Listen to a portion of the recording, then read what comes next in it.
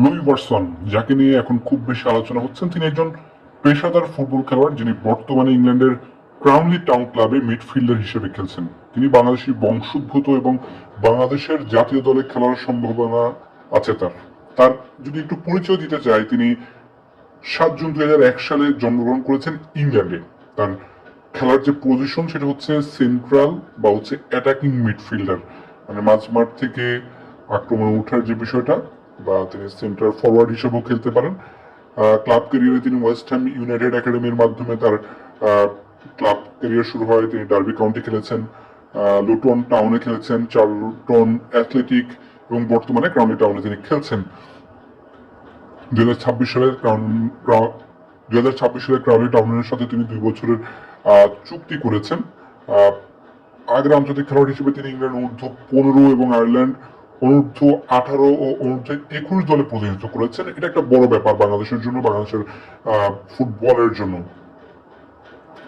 একটা তথ্য বেশ শোনা যাচ্ছে, বাংলাদেশি বংশোদ্ভূত এই মিডফিল্ডারের জন্ম নিবন্ধন প্রক্রিয়া সম্পন্ন হয়েছে এবং ঠিকঠাক থাকলে, সবকিছু ঠিকঠাক থাকলে তিনি বাংলাদেশে খেলবেন। যদিও এখনো পর্যন্ত কোনো অফিসিয়াল আপডেট বাউফে থেকে দেওয়া হয়নি এবং লুই ওয়াটসনের কাছ থেকেও জানা যায়নি। তবে একটা বিষয় জানা গেছে যে লুই ওয়াটসনের সিদ্ধান্তের জন্য তার পাসপোর্ট করতে দিবে কিনা বাফুফে, সেটার জন্য আসলে বাফুফে অপেক্ষা করছে। সেই আপডেটটা তার কাছ থেকে সম্মতি পেলে হয়তো পাসপোর্টের কাজটা শুরু হতে পারে।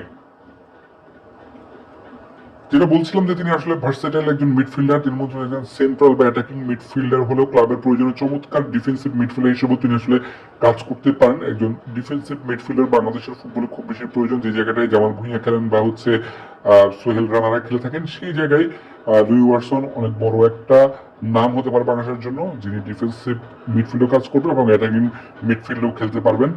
বল পাসিং এবং ভিশনে তিনি খুবই নিখুঁত শর্ট পাসিং, মাঝমাঠ থেকে তিনি ফরওয়ার্ডদের জন্য নিখুঁত শট বানাতে পারেন, মাঝমাঠে খেলা নিয়ন্ত্রণ করতে পারেন, বল ধরে রাখতে পারেন, আক্রমণ ভাগে খুব ভালো বল সাপ্লাই দিতে পারেন এবং তার গতি তাকে সবচেয়ে বেশি এগিয়ে রাখে।